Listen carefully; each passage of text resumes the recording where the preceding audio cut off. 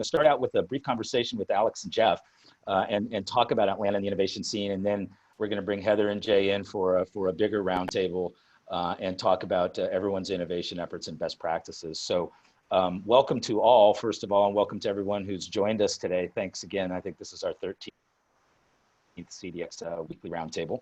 Alex and Jeff, let's start with you. And first, hello, and as always, thanks for your support for joining us here.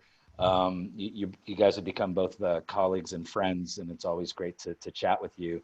Alex, we'll start with you, then Jeff, just kind of quickly name, rank, serial number, and a little bit about what's going on at the Chamber and how you see the Atlanta innovation ecosystem. Yeah, so great. Drew, thanks for having this and for featuring Atlanta here on CDX, and thanks for everybody who's joining in. So Alex Gonzalez, I'm Chief Innovation Officer at the Metro Atlanta Chamber. I'm also just an innovation geek in every aspect possible from it. I actually come from a very long corporate career, 20 plus years with big brands and big companies traveling around the country. Settled in Atlanta, explored entrepreneurism, and really pursuing the passion around what innovation is, how we build innovation communities and interconnected networks to help make the impossible possible. And that's what I believe Atlanta is all about. And so for Atlanta, and I know we'll have plenty of time to talk about it, the reason why I'm in this role, a role that that did not exist probably a few years ago, at least in its current form, and working for a chamber that I had no idea what it meant to be a chamber, is because I feel very strongly that Atlanta is at a unique intersection. And even with everything we're going through, even more so at a unique intersection to be, and if not is, a global innovation hub in every aspect possible. We have a vibrant, growing startup ecosystem, an entrepreneurial ecosystem. With all the infrastructure, and we'll talk about it, that goes with it. Obviously things to work on, but there's a strong startup ecosystem. Our corporate innovation ecosystem is second to none. We have 40 corporate innovation centers in Atlanta, and that does not even count all the countless other corporations that don't have physical innovation centers, but are using Atlanta as a center for innovation. Our higher ed system, whether universities and colleges, ranging from Morehouse and Spelman and Georgia Tech and Georgia State and Emory and on and on and on and on. Yep. It's an incredible platform. And by the way, we have, creative DNA, starting with the music you're just playing, right, all the way to movies, but also the digital technology. So all that with an embedded diversity around our talent and the potential to really be a leader in inclusive innovation, and also the diversity of our industries that we have, ranging from biotech to health science, to logistics, to esports. So I'm excited about working with everybody else here on this call and many others about making us a leader in innovation in the world. That's great. And I believe it kind of goes back and forth with Houston in terms of number 2, in terms of the number of Fortune 500 headquarters in the United States after New York. And a lot of people don't know that. We're incomparable. So we like to say we're number 1 in everything the way we want to measure it. So. Exactly. No, that's great. Thanks for the background. And Jeff, I think we met before I did App Nation at least 10 years ago when you were at Turner, I think, if not earlier. And you've been deep in the innovation scene there for a long time. Talk to us about your experiences and how you've seen Atlanta grow from an innovation perspective, and what led you to create the innovation lab there in Atlanta, and how that's been going. Yeah, thanks, Drew. Thanks everybody for joining, and Drew for putting this together. I'm Jeff Sawyer. I'm one of Accenture's innovation leads in North America, and that includes responsibility for our fantastic innovation hub here in Atlanta, which I have to say I haven't been in since March, unfortunately. Right. Definitely looking forward to the day when we can be back together physically.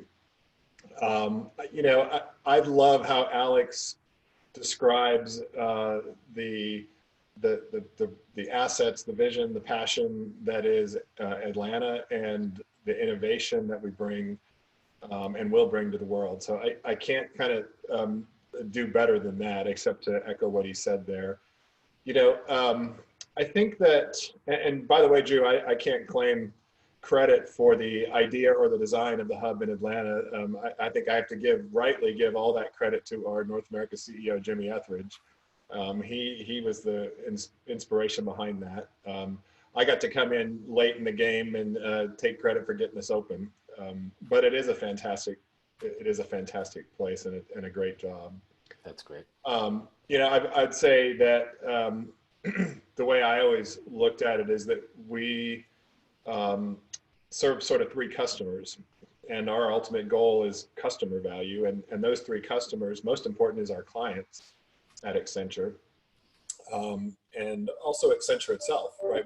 Because we exist in the role we play, not only should we be making our clients more innovative enterprises, but we should be making Accenture more innovative as well. And then third leg of the stool to me has always been our community. Yeah. And I passionately believe that those three are interdependent, that you can't do just two and sustain innovation on an ongoing basis. And so that's how, you know, I think that's our purpose in the Accenture Atlanta Innovation Hub, and that's how we're approaching the programs we run there. That's great. And I want to open up to the group here, but quickly, can either of you, and Alex or Jeff, just jump in here? You know, give it, you know, just briefly about the history about how this corporate innovation sort of ecosystem came together. I know Georgia Tech really led the way on a lot of things, but how did 40, you know, corporations end up, you know, deciding to put their innovation labs and centers in Atlanta? And sort of how'd that get kicked off? And then how did that momentum build?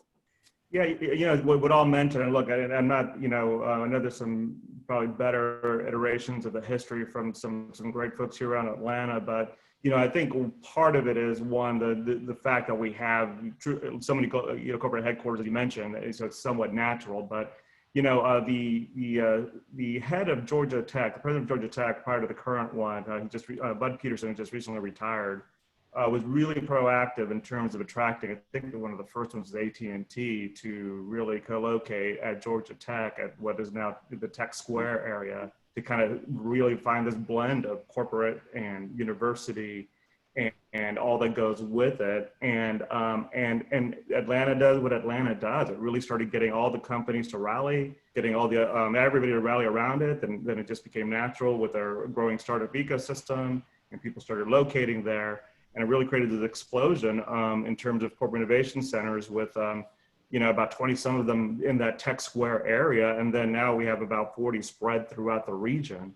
So it just, you know, I talk about what's great about Atlanta is this intense collaboration. Even when we have, you know, different opinions or perspectives, our ability to come in for something and really make stuff happen. That's really how it happened several years ago. But I would say really the nexus of it was you know, what Tech was building around Tech Square. That's great. And I'm going to call a little bit of an audible here. I believe Lisa West is actually out in the audience, and Lisa started a corporate innovators group out there in Atlanta.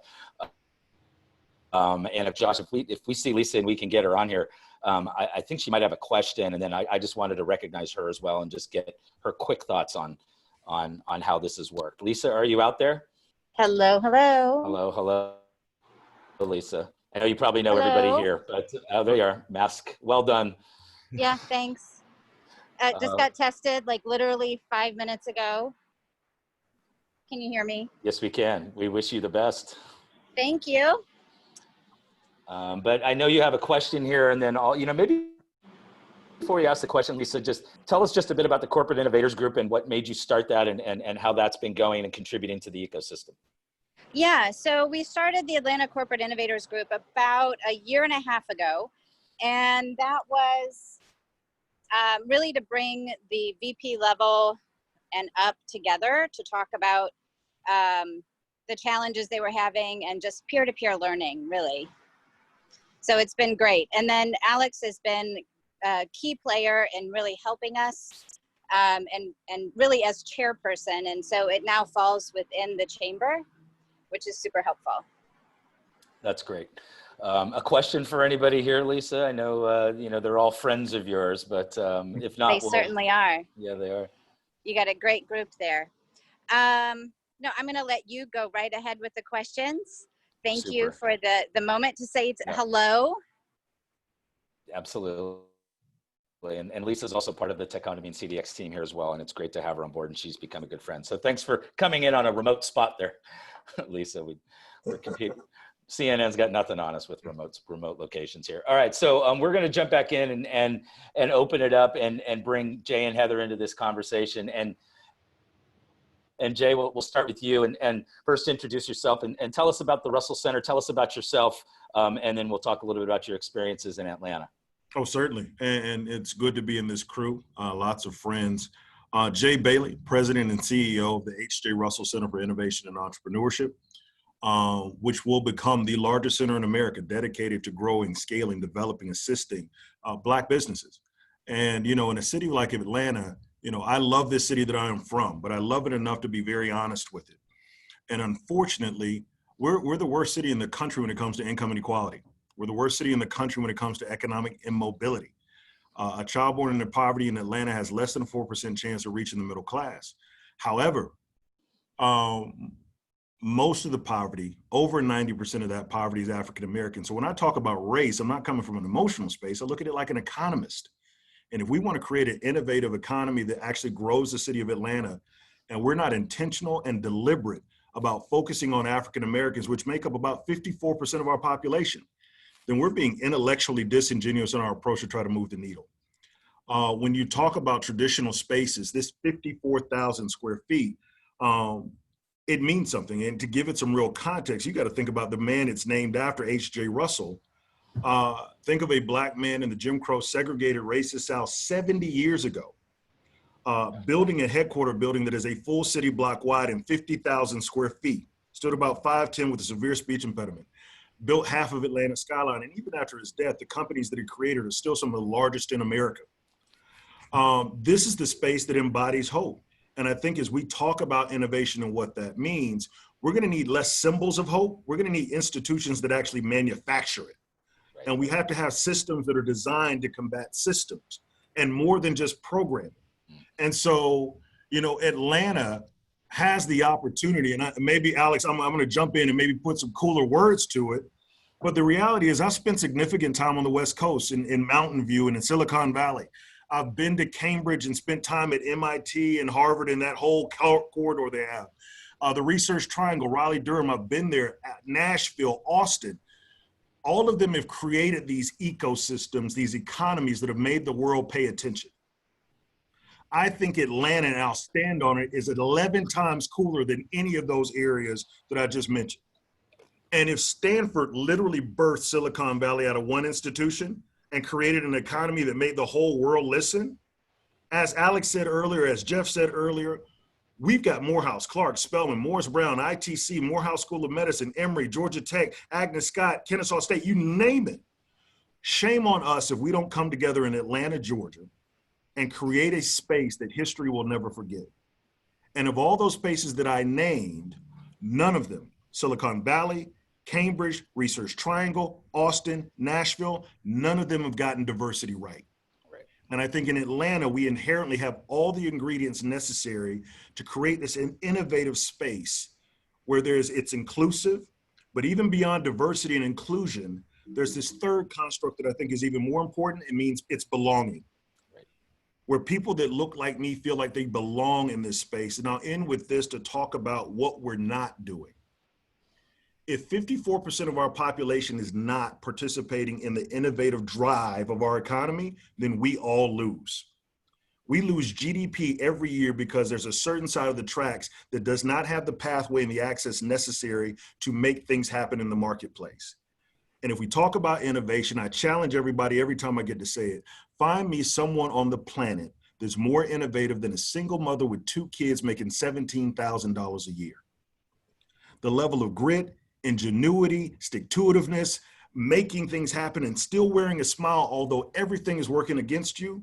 If we were able to empower and weaponize that kind of brilliance that happens in communities all across America, we would do something that literally would change the game forever. And so at the Russell Center, in this building, we want to concentrate the best resources in the world under one roof. We want to be able to weaponize that talent that never gets the access, opportunity, or exposure needed to actually grow and scale an enterprise or take this innovation in their head and bring it to a marketplace. We become that epicenter for the conversation, and it's not separate from what Alex is doing at the Chamber. It's not separate from what Jeff is doing, because both of them are staunch partners of us building this epicenter. And so, Heather, as we continue to talk, and Lisa, certainly in this space, we have the opportunity to get it right, unlike any other city in America, and shame on us if we don't. great. Thank you, Jay. Really always love your enthusiasm and your passion. And then we're going to jump in later in this conversation about how we start to address some of these problems. And Heather, you know, I know you share some of this same passion as Jay and the group, and Nationwide has this exciting sort of satellite office in Atlanta. So tell us who you are, Heather, and what's going on with Nationwide in Atlanta, and your thoughts about the innovation scene there. Awesome, and thank you. Super excited to be here with these great guys, and super excited to be here with all of you. Like Drew mentioned, my name is Heather Trinavai. I am an innovation leader at Nationwide, leading a team, a satellite office in the Atlanta space. And this is my second corporate innovation group in the Atlanta region. And I have to admit, you know, what I think is so great about Atlanta, that Atlanta does better than a lot of the other cities, exactly what Alex and Jay and Jeff have been talking about, is really bringing together that community and thinking about how do we solve these big problems together, whether it's for our company, our consumers, or it's for, you know, the intersection between all of these companies and these consumers. Right, Nationwide, very specifically, right, we've just gone through a rebranding of our mission, really looking right to evolve, and how do we think about protecting, right, our people, their businesses, our collective futures through a world with extraordinary care, right? This idea of how does a protection company start to rethink of itself in the 21st century above and beyond, right, your traditional insurance and financial products? How do we start to think about the holistic person, not only the tangible things that they need protected, but the intangibles, right? Their safety, their emotional safety, their time, their energy, right? The spaces that they coexist in, and how do we as a company who want to be a part of that conversation really protect those things that matter most? How do we rethink how we solve those needs for our consumers? And do that in a way where we're working alongside them and partnering with them to find ways to solve those together. So right, we use a very traditional design thinking process to really say, right, we have expertise, but we want to walk alongside those folks, right? Our partners, our consumers, right, our potential people out in the world, and really identify how do we solve and bring these. That's great, Heather. And you know, Nationwide's such a huge company, you could have gone anywhere in terms of, you know, why did you choose Atlanta in terms of this sort of satellite innovation office? Yeah, and I would say it's very much kind of what all these folks are talking about, right? Atlanta has a unique ability to reach across companies or across you know, different sectors of the market, and really decide to come together to get something done. Right, I have a lot of friends, and you know, I'm from Seattle, so I have a lot of connections with a lot of the other innovation hubs and communities. You just don't see that same level, right? Lisa's done a great job kind of curating that community of people who are willing to come together to have real discussion, real dialogue, you know, establish real partnerships, certainly from a corporation perspective, right? The fact that I can get on the phone with my peer at Home Depot or my peer at, you know, at Southern Company, and just say, hey, I'm having this problem, whether it's a project problem, whether it's a leadership problem, we can really brainstorm together in a way that's a win-win for us as a corporate, as different corporates, but also a win-win from an ecosystem perspective, is just unique in the fact of how we all come together and how we're all thinking kind of at all three of those levels. What is the win for Atlanta? What is the win for my company? And what is the win for my team and my customer, right? And the ability to do that in a open, transparent, and collaborative environment just doesn't happen elsewhere. And we really wanted to tap into that community, right? That's only enhanced by all of these great things around it, and that support and prop up what we're actually trying to get done, right? The schools, the education, the startup community, the technology community, right? The diversity that's in Atlanta that allows us to actually tap into great ideas and make sure we're solving for everyone holistically, not just a certain subsect of the market. I agree. And let's jump right back into sort of the diversity and inclusion conversation and get down to brass tacks about, and this, I'm going to open this up to anybody on the panel here. So jump in, anybody who would like, how do we move beyond, we all know this is the right thing to do. And per Jay's comments, thinking about it like an economist, it's the smart thing to do. But how do we move beyond sort of the lip service and the discussion and really drive inclusion, whether it's from a hiring perspective, building out teams, empowering kids out of school. Obviously Jay with the Russell Center, that is a great catalyst, but I'll open it up to anybody who would like to jump in about how do we actually make this happen versus, people getting up there and saying it's the right thing to do and then without a lot of follow through. I'll jump in here, but it comes back to action and having people authentically passionate about it, doing things about it, and what Jay mentioned earlier is making sure we're all also working together on this as well too. This is not just this is not just about Jay solving it. Hey, Jay, do what you do, and we're done. I mean, I have to be just as involved with the corporations. Jeff, at Tech Village, everybody in the community has to have this authentic focus on it too. And that authenticity gets to that action ability too as well. Jay mentioned something that's really important that I think I want to make sure doesn't get lost. He says, I'm speaking to this from an economist. If we do not get the ideas and perspectives and experiences and insights from the talent, the true representation of the talent which is really represents consumers in the world, it just economically it doesn't make sense. Right.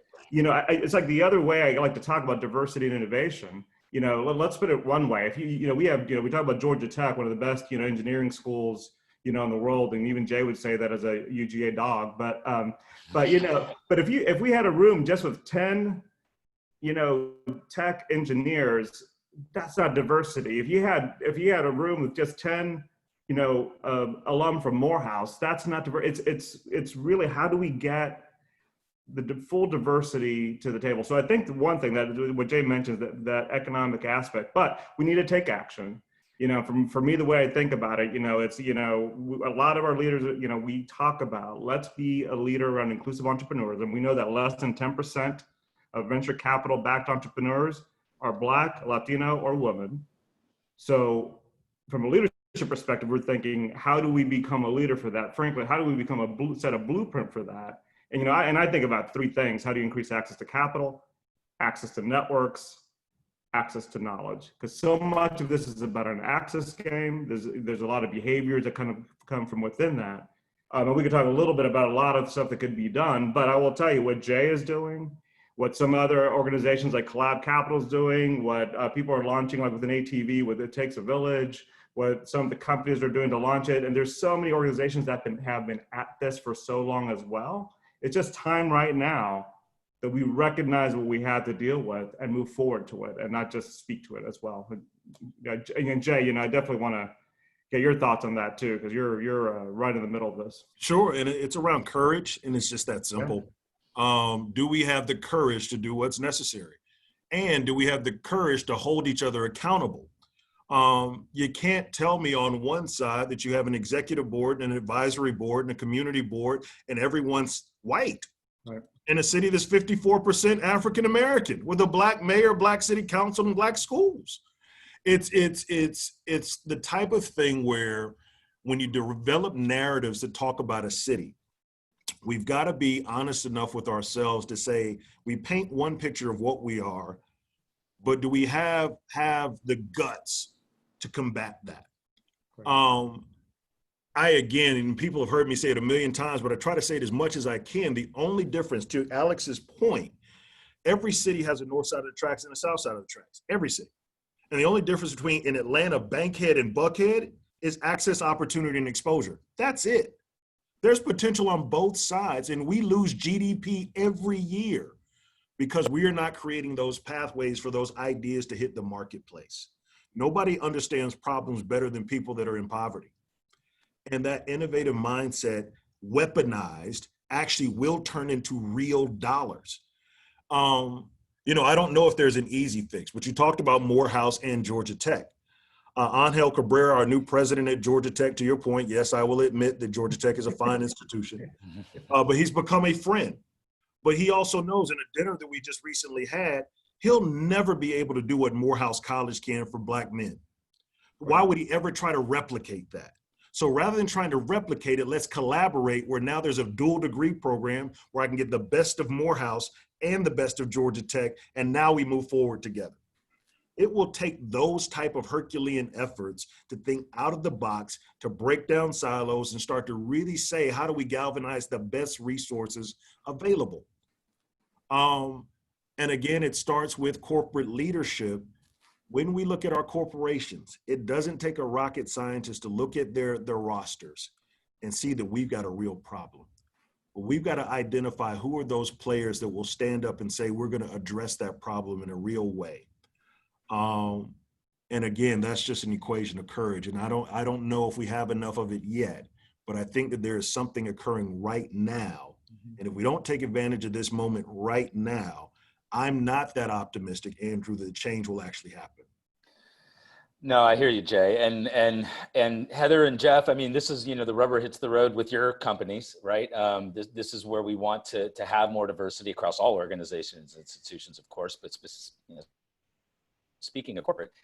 So, you know, as you guys chime in here on this conversation about tactically, how do we do this, Heather and Jeff, I'd also like to get your thoughts on Jay's point here, sort of thinking on the fly about we are at a unique moment in time. And will you think differently, or have you thought about things that can help actually achieve this as we maybe come out of this, maybe next year? What are you thinking about in regards to diversity and inclusion and actually executing on it, particularly as we come out of this sort of unique time that we're in right now? And either of you can jump right in. Well, I mean, I certainly agree with Jay and Alex that courage, leadership, honesty, self-reflection, those things are necessary ingredients. I suppose my consulting background also says, hey, you know, we need to think of innovation as a verb, right? This is a journey, and the journey has to have a destination, and you have to set milestones and metrics and measurements. I mean, I think there's a program as you start to envision where we are as a community, and this is, I think, true whether you're speaking as a person or a company or a community, you know, understanding where we are today versus our vision for what we can be, what that gap is, and then establishing the program, the mechanism, the work streams against which you're going to make progress towards that vision is something I think is important. And I believe that we are as a community organizing more and more effectively around the dimensions of diversity and inclusion and the future innovative place that we all believe Atlanta can be.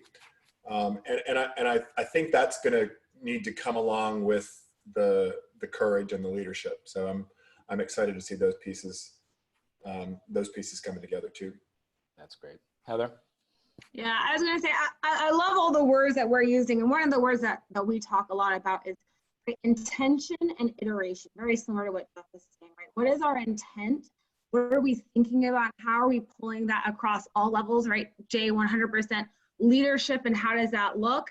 And you pull all of that down to how are we designing, you know, very specific experiences in products, and are we listening and bringing in diverse views, and how are we pulling and doing that at all levels of the company, that we really are holistically moving forward and we're not leaving any part behind. And then, right, how do we iterate our way there, right? I think of innovation and the fact that, you know, what we do good as innovators is setting the vision and then continue trying things and seeing how they work so that we can slowly make that way to that better future, right? Being open to trying and iterating and finding the right way, finding the right partners to be along with you in that journey is very much how you get there. So, you know, I think if I put on my nationwide hat, you know, we're very intentional at reaching out to partners, getting the community involved, making sure we're having conversations, not only at the leadership level, but, you know, all the way down to our very specific teams and how we think about designing products, how we're bringing in diverse talent on the team, how we're pushing one another to think about, are we including all of the voices as active partners, not just participants? to make sure that we're making decisions at all the right levels.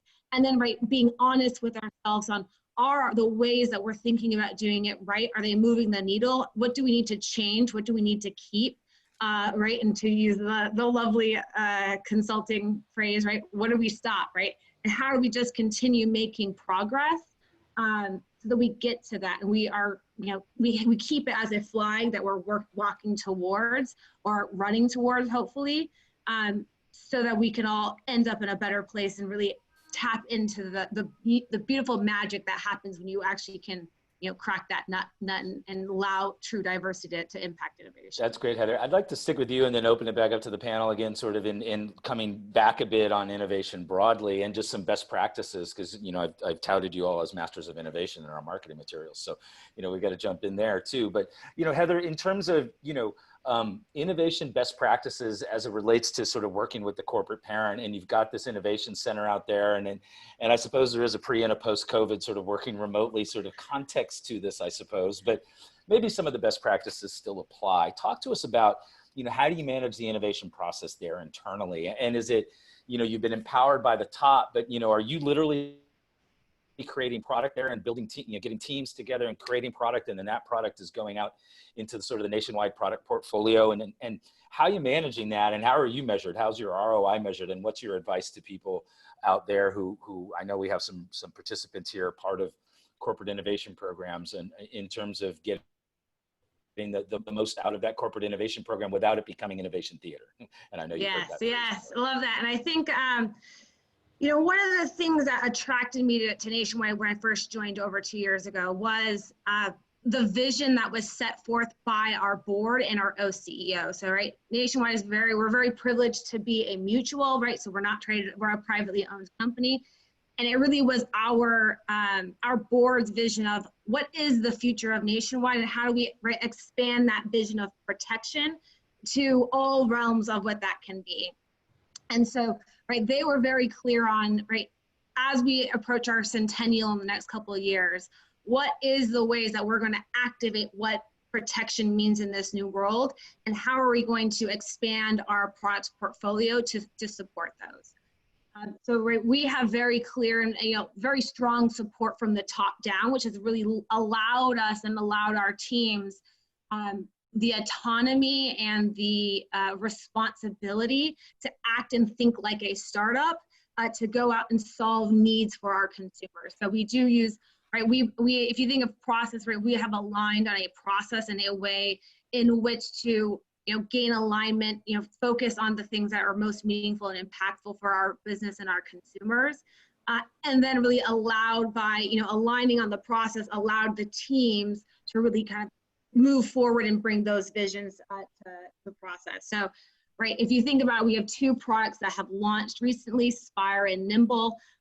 We're launching another product here in Atlanta in January. And so that vision for us is really, how do we add to that definition of protection, and do that in ways that are just demonstrable to our consumers and that are really focused on things that consumers have needs around. So, right, we use a design thinking process, like I mentioned earlier. Mm-hmm.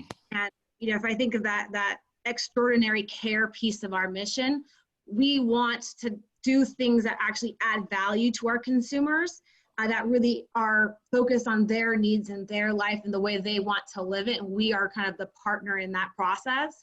And then that kind of is the framing for our overall innovation strategy, coupled with that idea of, right, freedom for teams to go out and chase the things that they think are the most important opportunities to chase. Yep. And then the ability to execute. And then briefly, in terms of how you're measured, is it proof of concepts? Is it actual product that goes to market? Is it, and then related to that, what's your advice for other people sort of in your position about getting more resources from corporate and continue to invest? Resources. Particularly now, as resources may get cut and may be harder to come by. Yeah. I think resources is the name of the game. I mean, you know, we are measured by 2 things, especially as thinking about a new startup. One, right, can we meet the desirability vision for our consumers, right? Have we understood and talked to and adequately found a solution to meet a need that solves something for a user? And then are we getting users into our products, right? So it really is focused on customer acquisition, and can we build something that can scale and that can have a meaningful impact, right? And obviously meaningful impact is both on the consumer and their lives, but obviously from a corporation and our bottom line. But really about kind of, are we building platforms that can continue to grow and live in the future, and looking at, are we, the number one metric being, are we actually getting consumers to come into our product, and are we actually solving those needs that we identified?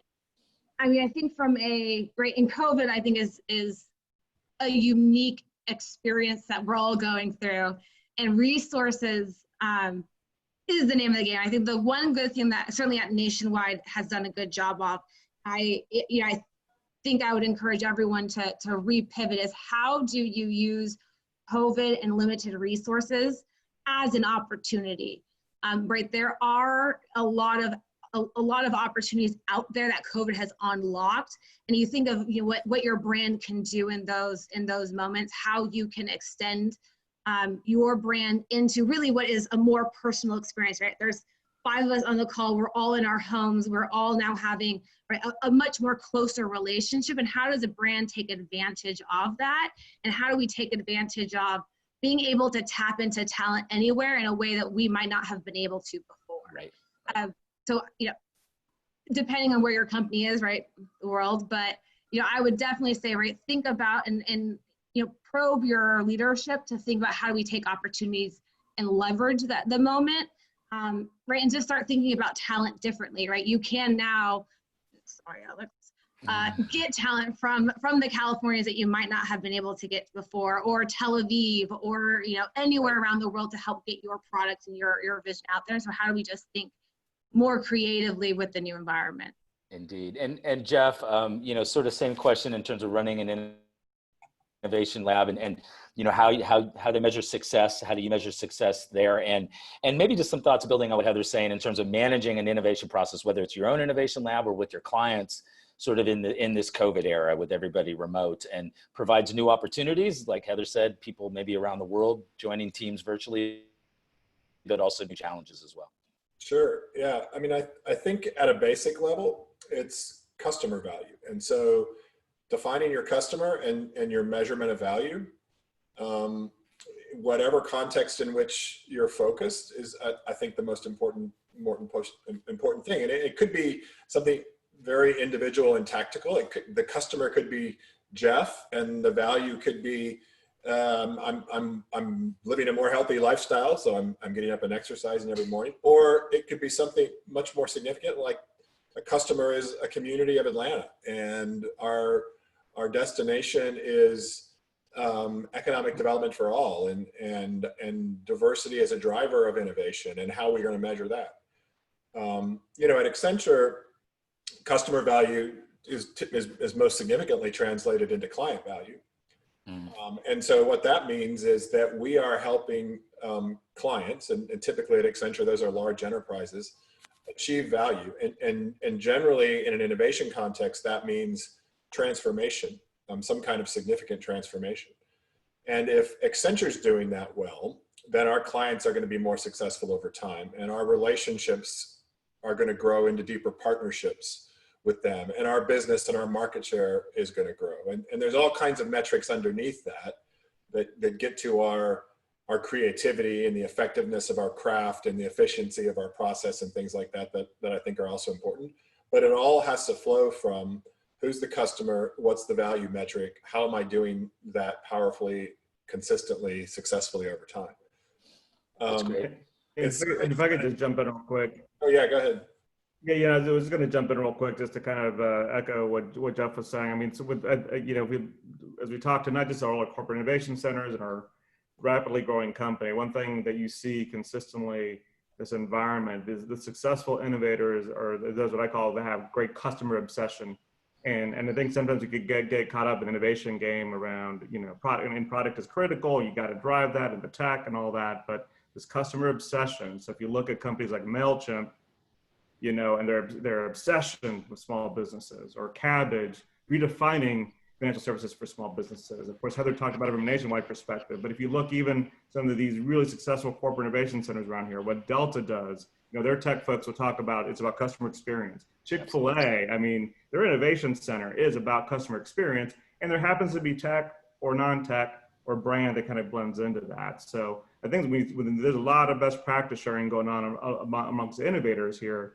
That's a lot of the talk about how do you stay customer focused. And I like to say we're just really customer obsessed.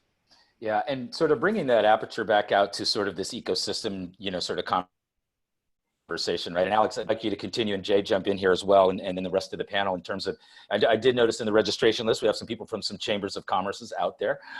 So, if we'll start with you, Alex, but, if you were starting from scratch and knowing what you know now, of course, and experiencing Atlanta, and I'm a chamber of commerce in any kind of city, what would you do first to start to plant the seeds and build the foundation for an ecosystem like Atlanta has become? Where can they start? What can they do? What's the first thing that they could do? Well, what I would say, it has to start outside. If it's not done to the chamber person, you have to make sure it starts outside the chamber. We are right now more of a convener and promoter of incredible work going on.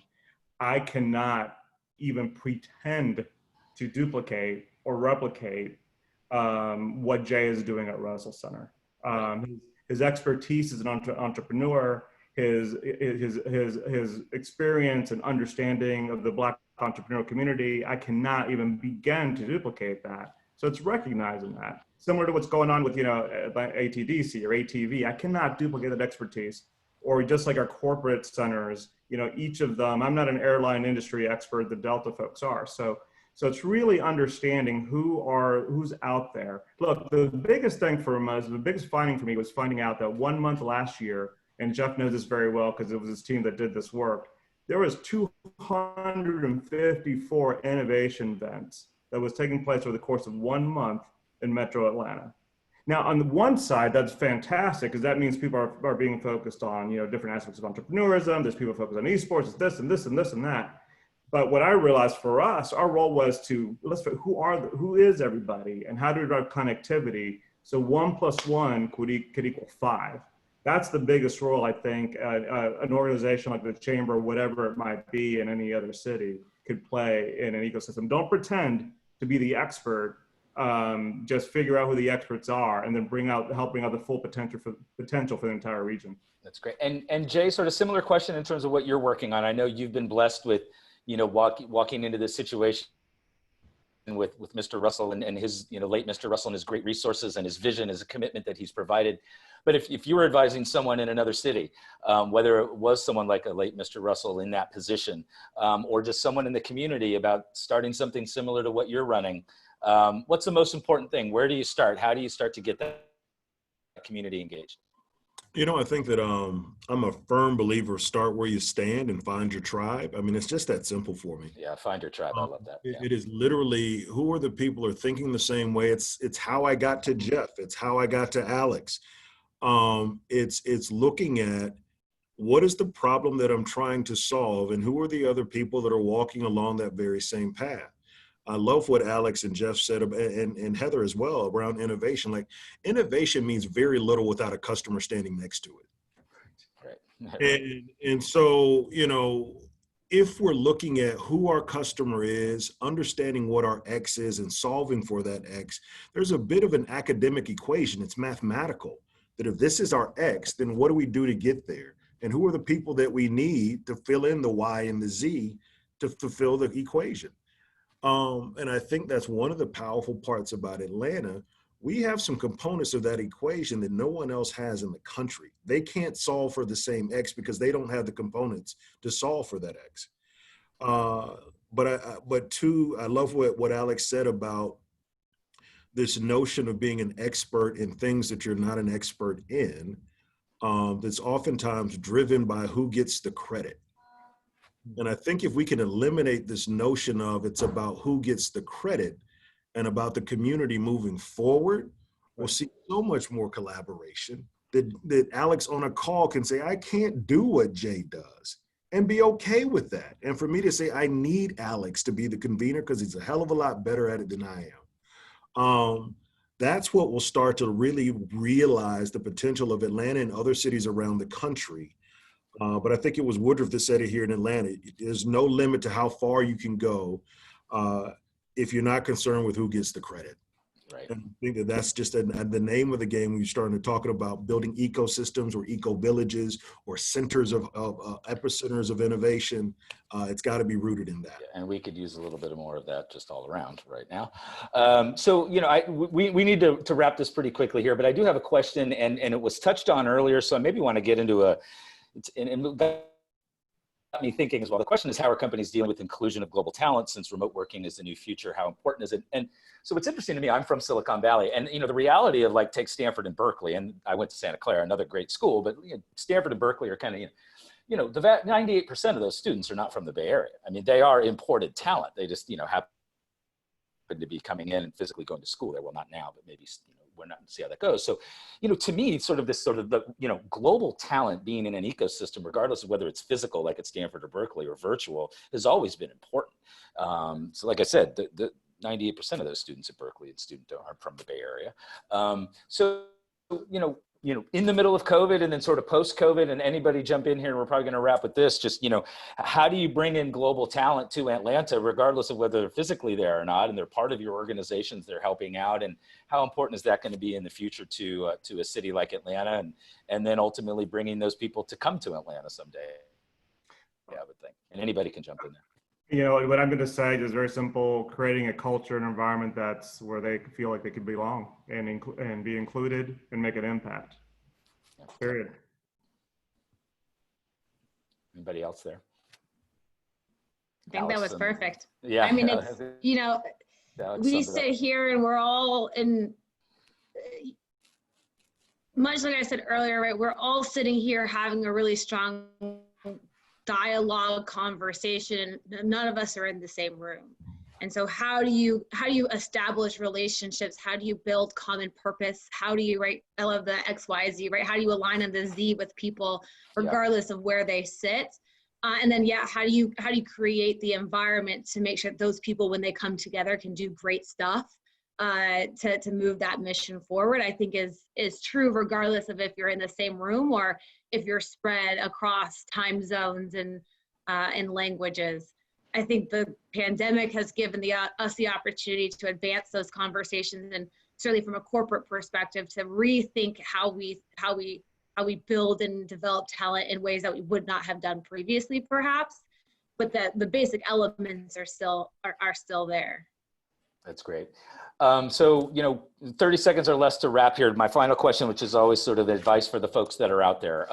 What do you guys read? And besides, you know, the Journal of the Times or Wired or Fast Company, but it could be an obscure blog, or it could be a great, you know, newsletter. I'll pump Hippopotamus. People want to know what's going on in the Atlanta innovation scene. Check out Hippopotamus for people who don't know about that. But any of you jump in with what you're reading, what's keeping you up to date on innovation, you know, and maybe something obscure that's a bit of a nugget for people that might not be aware of it. And anybody can jump in at any time, and I'll stretch this question out 5 more seconds so you can keep thinking about it.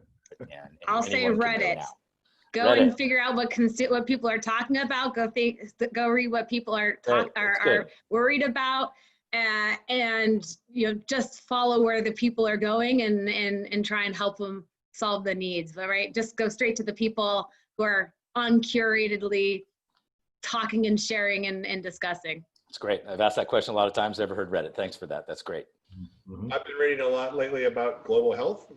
Just so happens that my husband works for the CDC, so I sometimes see what they're publishing. It seems like a good thing to be informed on these days. I'm sure you and Eric have had some interesting dinner time conversations recently. Yeah. So. I mean, I'll take a bit of a pivot. This doubled down on my resolve. I read in the Wall Street Journal, a couple other publications, that 40% of Black businesses will not make it through this pandemic. And in reading that, it is galvanized and energized me to say, not on my watch. And for all of us to realize that they may be a reality. That's not just a Black problem. That's a humanity problem. Yep. All of our cities are worse if that becomes true. That's great. Thank you. I read anything Jay Bailey writes. I'm going to read. Yeah, absolutely. You'll see. In fact, there's we don't have enough time to explain it today, but you see, I don't use the term ecosystem as much. I use the term community more, and that's actually due to Jay Bailey. Right. Long story, another session. But yeah, one is obviously following the folks sometimes that are right next to you. It's amazing how you got folks like Jay and others, you know, that you work with you're fortunate on a regular basis, but sometimes you don't get a chance to kind of get into the thinking that why they're doing it. So I think that's always important. But yeah, you mentioned something like, you know, and hype and Fast Company, but you know, I actually probably don't read as much on the innovation front as people think. Part of it because I like to write about it, and I feel like if I write about it and I'm reading it, I don't want to actually I want to make sure the thoughts are original. But I actually read a lot about kind of media and movie. I tell people I'm a movie producer at heart, never going to be a movie producer. So, but I think there's a lot of analog to those who are in charge of creating something new for the world, and colliding process with creativity, of understanding how it happens in media and movies and TV and all that, because there's some analogs there, one, and two, there's so much changing in that industry that it's an interesting thing to follow, because your industry might be there in terms of change down the future. That's great. I would also say Cheryl Dorsey over at The Plug's doing a great job of her daily tech newsletter covering Black innovators and entrepreneurs and tech founders. That's always inspiring. And keep an eye out here at CDX. We're going to be launching a new digital weekly coming up in the next couple of weeks. It's going to focus on digital business transformation. We're going to take an exciting design forward approach on that. So I'm just teasing that. And I hope you all check that out once it launches. Hey, we've done a full hour here. We could go another hour. This has been great. I do hope I get to see you all in person sometime soon, and we can get CDX and our butts back down to Atlanta and have some good food and see some good people and friends. So I want to thank everyone out there who attended, and I want to thank all of you here on the panel. Stay in touch. And we hope to see you soon.